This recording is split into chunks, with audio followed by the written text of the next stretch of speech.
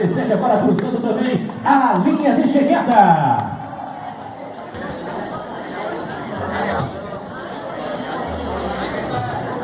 Vem para aqui, corredores.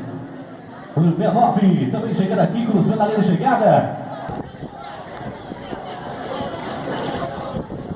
Então, que toda a cronometragem está sendo feita pela equipe da ZT Sports, que está junto com a gente naquela frente para o nosso evento.